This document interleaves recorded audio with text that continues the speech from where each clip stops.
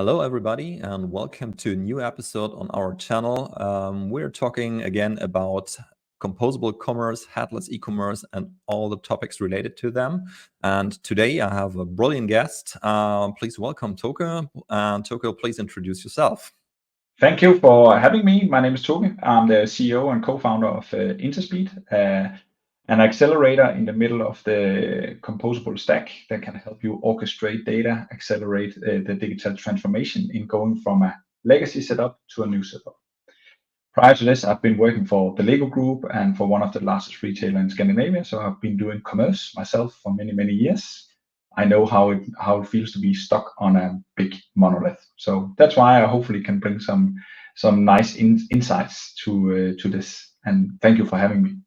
Yeah, glad to have you here, Toke. And what I really like is that you have an opinionated view on topics, and we're both not almost agreeing on all the marketing stuff which is out there. So that's why we're having the talk today. And let's directly dive into the topic and see what we have today. Let's talk a little bit about headless. I would say that headless is a common term in the industry, and we see that many customers are trying to adapt headless and composable architecture. But what we also see is that there is a huge marketing promise on headless on the one side and headaches on the other side by implementing those headless technology.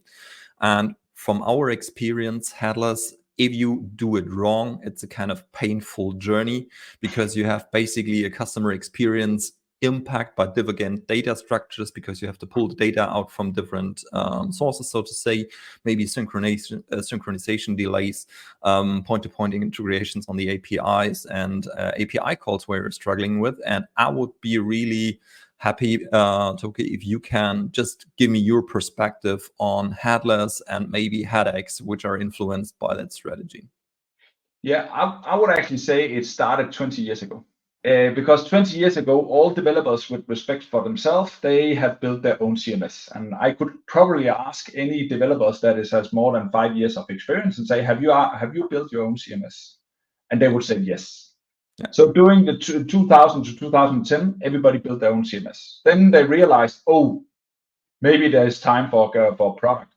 So everybody built, so there was a emerging of a CMS category. And there's a lot of good CMS vendors out there, Sitecore, Adobe, Umbraco, you name them. But then suddenly the mobile came and everybody said, oh, I need my content on my mobile phone in a different way. And suddenly the CMS category was emerging. But in the start, everybody was building their own headless component on top of the CMS. It was a mess. Everybody realized, oh, I don't need to build that API layer on top of my CMS. Yeah. And suddenly the full content stack of this world emerged and say, we are headless CMS. We can actually do stuff for you, getting the content to many different places. But where everybody is starting to realize now is that, oh, but you need something on top of the headless CMS because you probably also have a PIM source and a commerce source. So you need a way to orchestrate that data. You need a layer of orchestration. Then nowadays, everybody is building that themselves. But what they realize and what I do believe very sincerely is that there is a need for a new category just above the headless CMS that can orchestrate the data across the many different sources out there. And that is what we see and what we're trying to convince our customers about is that it's to understand this is just like the Lego bricks. So I've been working in the Lego Group many years ago, and everybody believes that the secret source of the Lego brick is the Lego brick. But that's not true. The secret source of Lego is systematic creativity, the way that you can put all the pieces together. But in order to have systematic creativity, you need a building system. A building system that can tie new and old bricks together, that can make developers' ways of working much more efficient. You can only do that by having a middle layer, a building system, in the middle of many different headless components. I think to me, that's the headless headache that nobody really have realized. That don't build that custom layer orchestrating all the data on top, but you need to find a layer that can actually build that. Do you agree, Marcus? Absolutely. And that's, I would say, 110% that what we are also seeing in the industry. And if you see that people or merchants build their custom front ends or use even commercial systems which are integrated point to point with all those systems, then I'm getting headache, because then you don't have that single source of truth.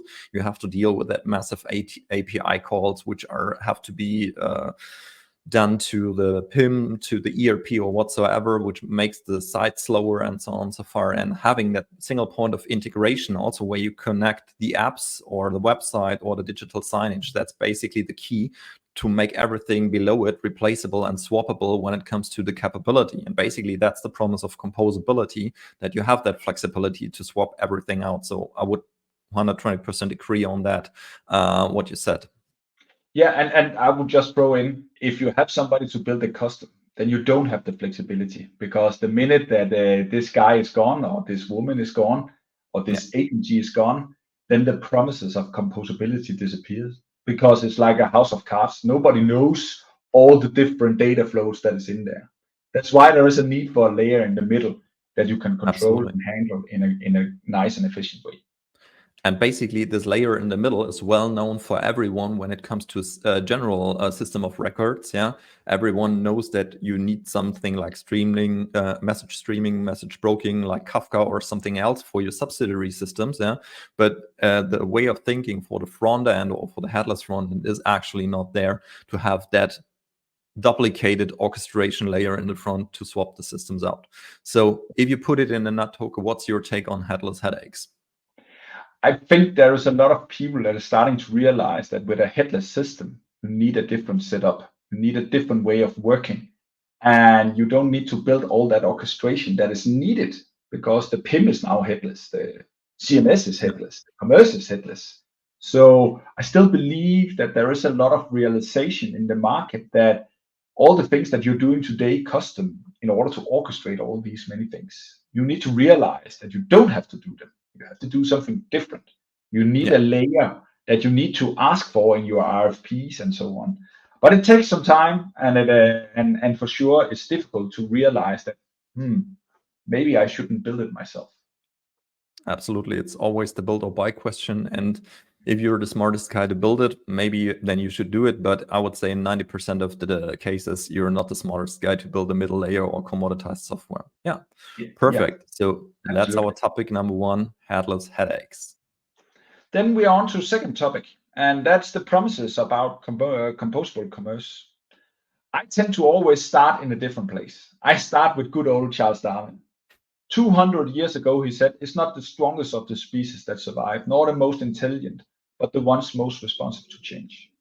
That's also why we are here talking about composable, because it's the way of changing a setup in a fast and efficient way that really makes you truly responsive to change. Nobody really knows what's going to happen in 2-3 years time, and that's the responsiveness that you need. And we all agree that being stuck on an old monolith is difficult. It's hard. You have zero responsiveness. At least I had zero responsiveness back in the days when I was stuck on a SAP Hybris monolith, before SAP realized that Hybris is something you commit according to Greek mythology, and then Nemesis comes and kicks your ass afterwards. We felt for sure the pain of Nemesis on a daily basis.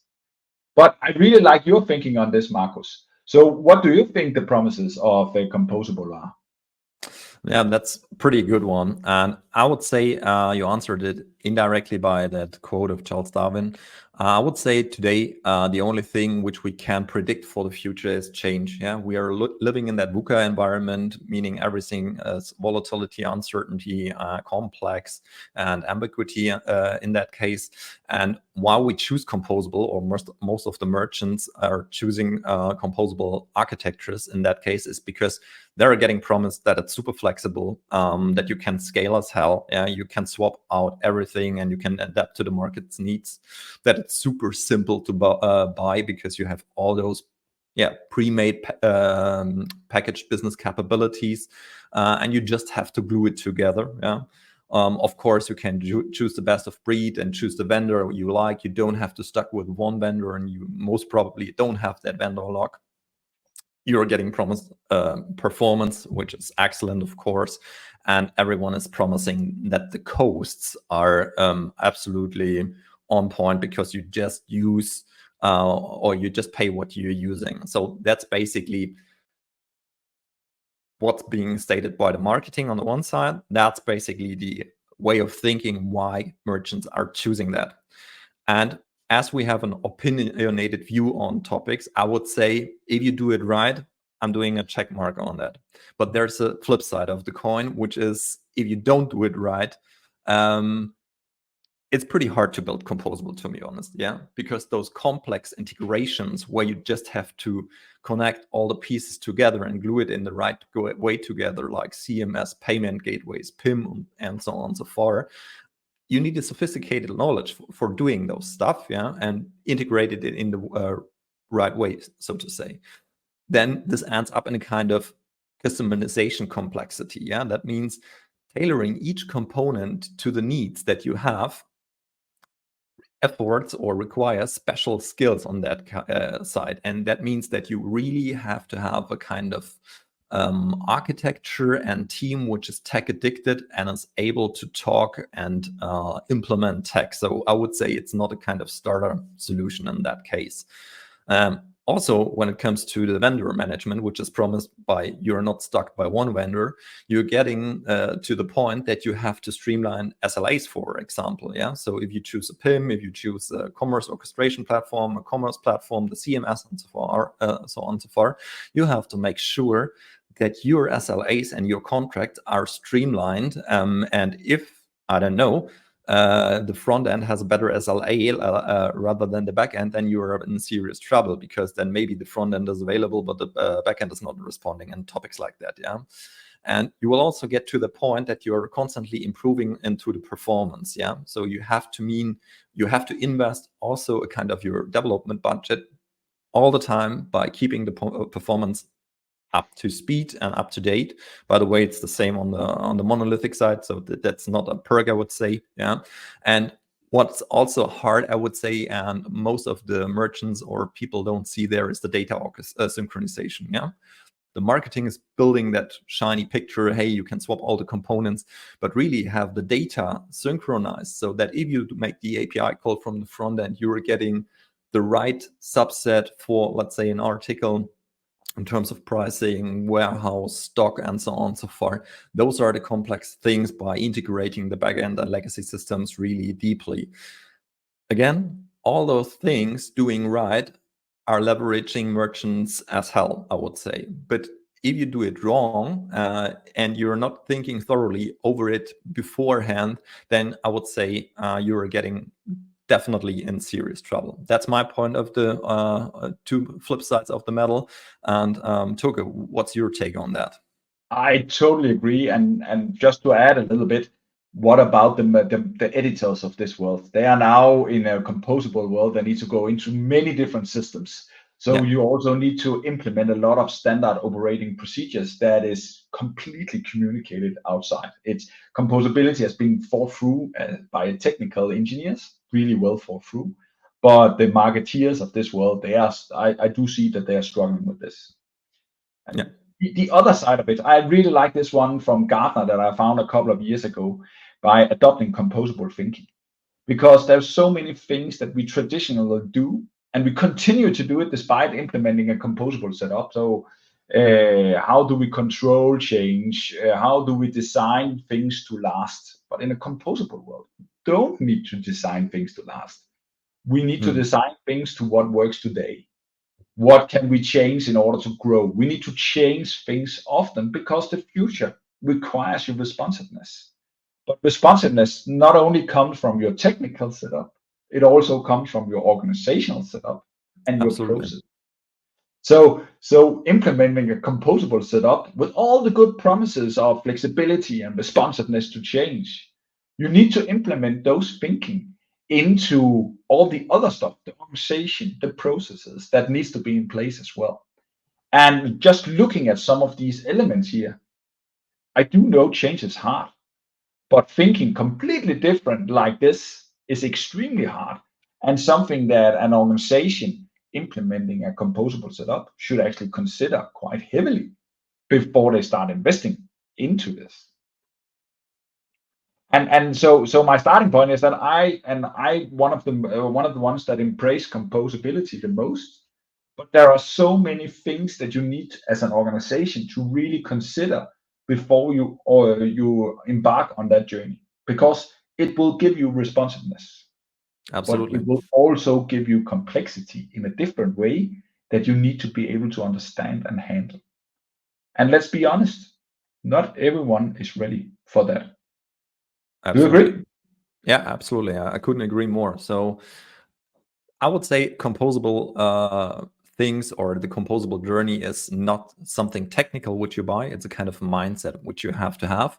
And then Yes. you're going a path of transformation. And if you do it right and have partners who are, I would say, skilled on that and have real life experience, basically you're much more flexible to adapt to the markets. And maybe composable, or the effect of composable, comes not at the beginning, rather on the journey when you implement it, but we will discuss that later in the talks. Yes. By just I'll have a look on the productivity, but as you ended up, it's basically a kind of mindset which can leverage you if you do it right. Perfect. Yeah. And then you just remember one thing: don't build anything yourself. In the composable world, you need to stick on standards as much as you can. And then there is a final question, which is really, really nasty to answer. Are you really that special that you should do custom code?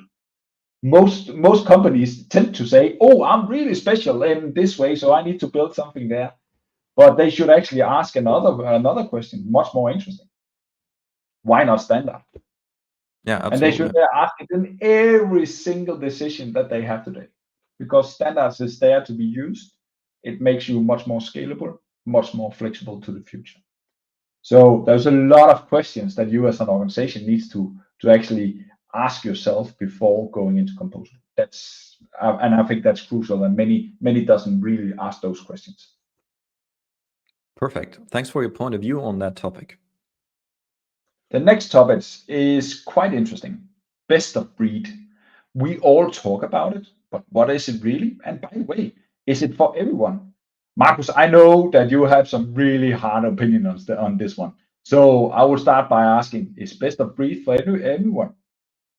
Yeah, that's basically a good question. And I would say marketing says, again, best of breed is for everyone, but we have an opinionated view on that. Yeah. Yeah. And let's discuss that a little bit more.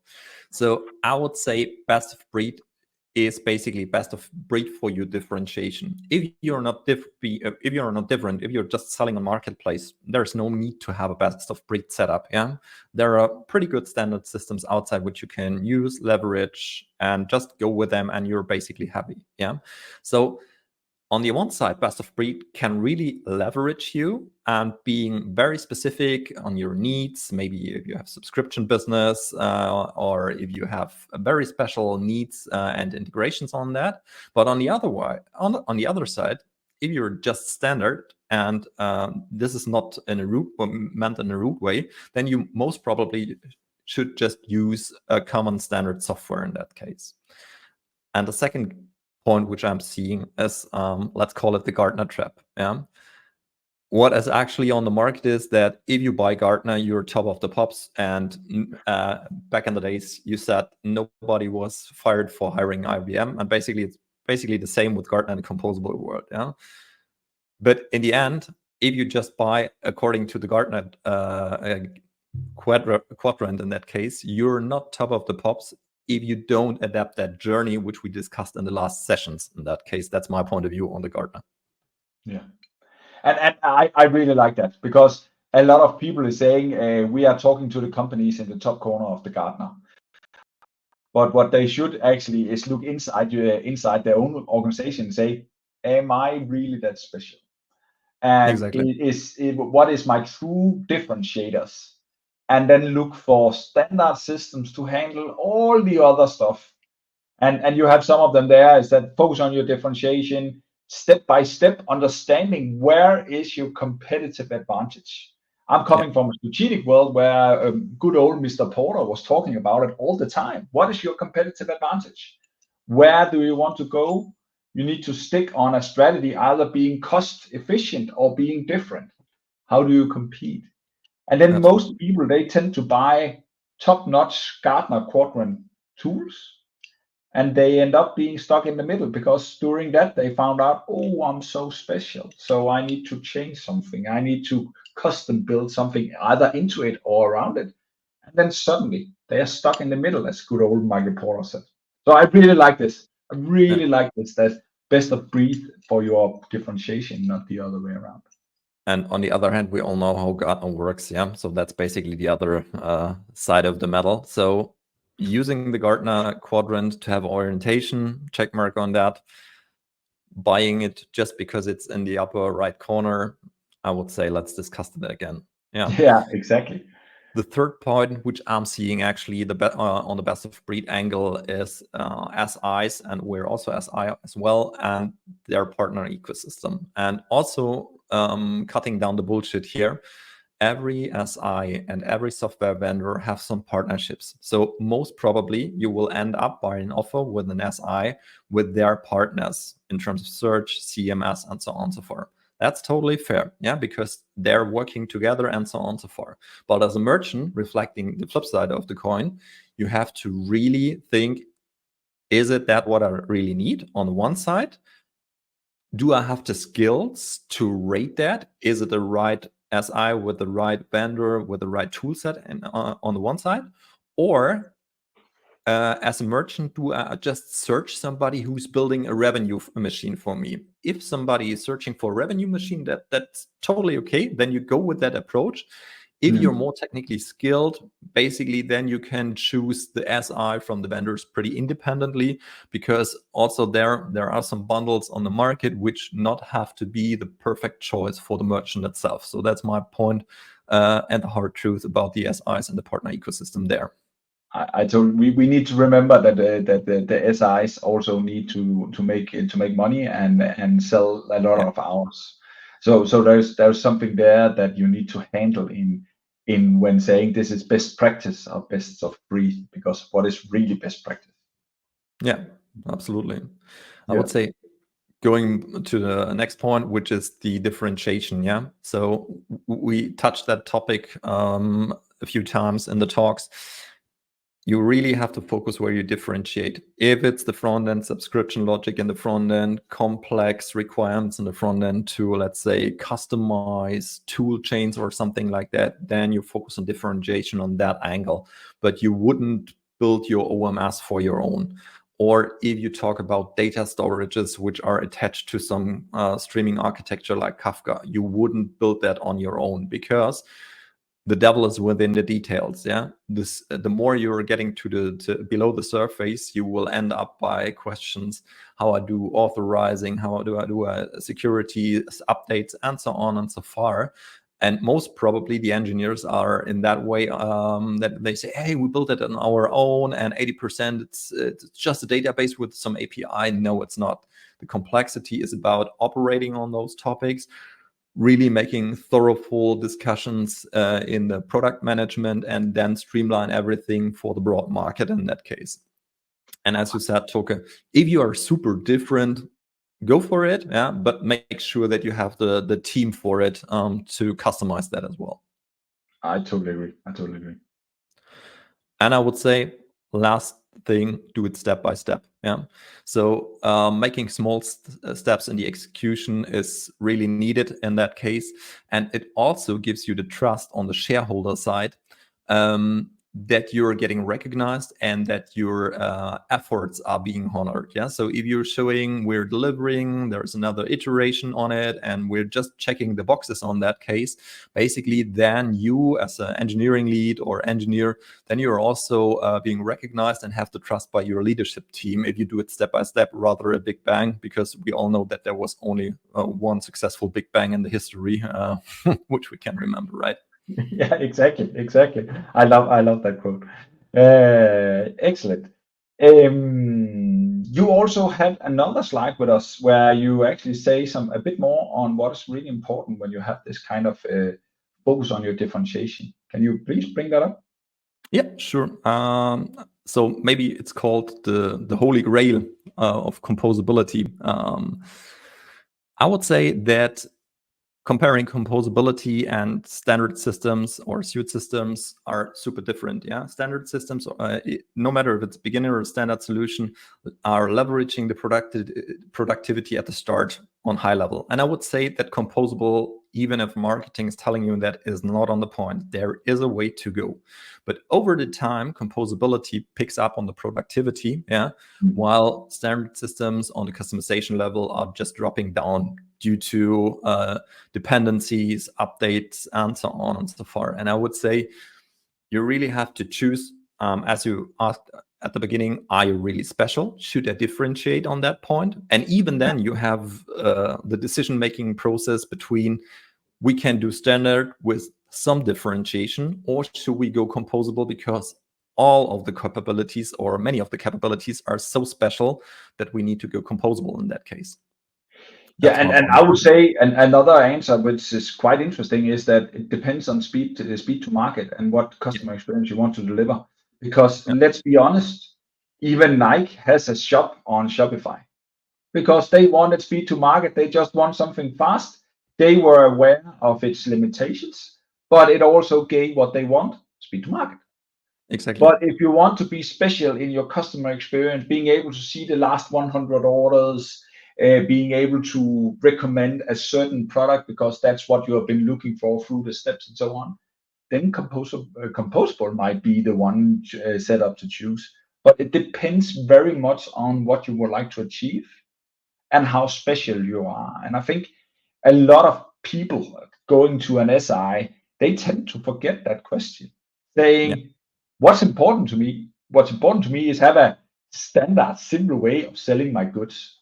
Okay, then let's go for Shopify, despite that you are a big organization having a revenue beyond 10 billion euros a year.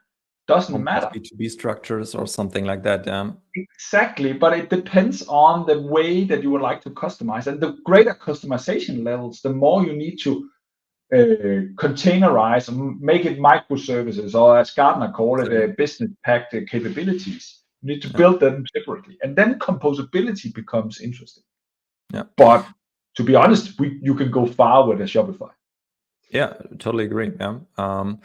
There is no right or wrong, but you have to be really clear on the strategy and then execute the strategy on the right way. That's for sure. But what we also see is that people are choosing Shopify because it seems to be easy, but they are forgetting the whole trap in the middle, meaning integration platforms and so on and so forth. And then they just built Shopify in an API, Frankenstack or whatever, and at the beginning or at the end, the process is not working. So you always have to have that integration layer, which we discussed before again.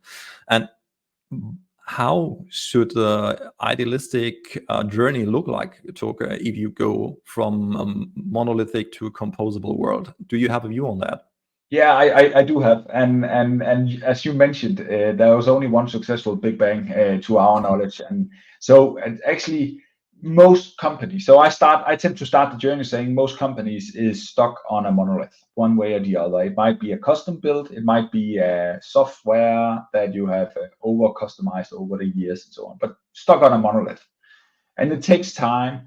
What we do see is that step by step, it's much better. So there is a takeover phase where you are in a hybrid mode, where you actually say, so I have a couple of microservices that I'm taking out of the monolith and I'm placing on the other side, because that's where either I differentiate or I can see that I'm completely standard. So I don't have to have all my products into the monolith. I can have a PIM system, or I can drive the commerce engine outside because I don't need the complexity.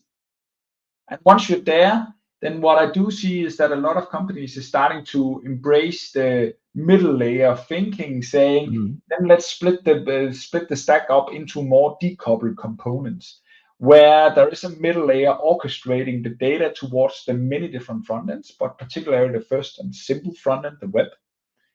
And from there on, you can add the complexity, but you have now a framework, a building system to actually add that complexity. And that's where you start to go from let's just survive, to let's start to build something for the future. And that's the transformation phase. That's where you accelerate your digital transformation, is when you start to understand you can work in those business pack capabilities, and you can do that. You can extend that more and more. Maybe it's in the Mac end. It doesn't have to be Mac end. You can still have some kind of ERP monolith below or supporting that, but it's a building system. It's a way of doing stuff, and that's why I see a transition is in small steps, taking the standard elements out, having a middle layer or an orchestration component orchestrating the data, and then slowly by slowly you can actually decompose the monolith to And this, be as standard as possible. yeah, absolutely. And this is exactly what we also see in the industry. Yeah. So many merchants are saying, okay, we need a new system, no matter if it's ERP or PIM or whatever. And then they start trying to replace that system, which is basically integrated point to point to the whole architecture. And if you have once embraced that middle layer or that integration layer in the middle, then basically you're really leveraging the perks of such an infrastructure, because then I'm just hooking in my new system aside to the legacy system below the abstraction layer or the integration layer, and have both the systems in parallel. And from the front end, I'm fetching the best of breed of information from the old one and the new one. So I can do the transition step by step, but really also critical systems like PIM, ERP, and so on and so forth. Yeah. And then if I'm done with the transformation, I just can cut out the old crap and go with a new one. And in the same time, I'm able to build new user experience in the front end, because due to the abstraction layer, they are abstracted, and I can just choose what I need in that case. That's I would say the secret sauce, and that topic which many of the merchants are not seeing as a perk. But Marcus, it sounds like you have been reading our marketing go-to-market manual for Enterspeed, because that's exactly what we are trying to push to the market. And what I have felt on my own body is that you need that kind of abstraction to actually be able to carve out the legacy. If you just do as you just mentioned, saying, "Oh, I need a new system," so many marketeers are sitting and yelling of, "So I hate Sitecore. So if I change Sitecore, everything will be great again." But that's not that will never happen, because old processes in new system is just waste of money. You Absolutely. need to do something different when you choose new systems.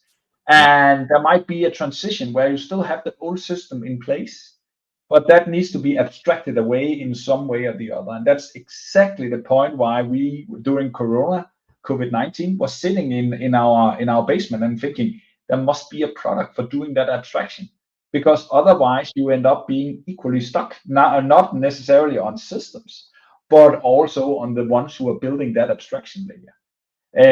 And if you're building that custom, then you are equally on the login phase. So it's spot on what we have been thinking for so long.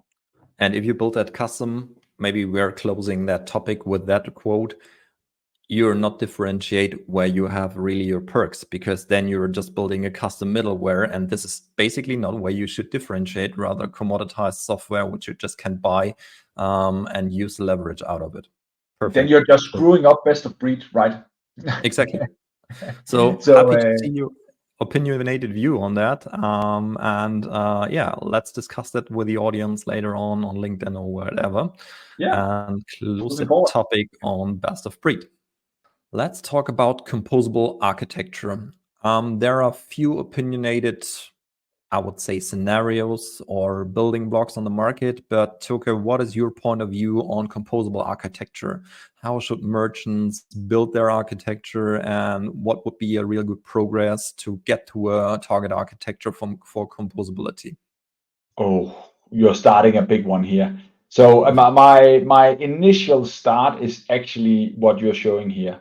I like this Gartner model because it tells you a lot about making sure you have all the pieces in place before you start talking about technology, whether it should be this CMS or that CMS. Talk a little bit about it. Make sure you are aligned about what is the vision, what is the strategy, and what are the metrics that we are measuring success on. Because they are actually stating very much which direction you should take. It's also very important to make sure that you agree as a whole organization, what is the customer experiences? How do we collaborate around the experience that we are creating? but also the processes that is needed there. And as I tend to say, old processes with new systems is just waste of money. So Yeah. making sure that you really understand what are the processes that you're aiming towards having. And then make sure that you really also understand what is your current foundation, because you need at some point during the transition towards a composable setup, if you're going that direction, you need to be able to handle some of the legacy from the existing setup. So you need to Mhm. understand where you're coming from and where you're going to. And these alignments are truly important. And the way that I like to tend to think about composable setup is think in layers. Gartner May- a couple of years ago made this layered approach where they say the pace layered approach is a strong foundational for going composable. And I do agree. Need to understand that where are you doing your differentiation? You're doing that in a system of innovation. That is typical your Mhm. front ends, your customer experiences.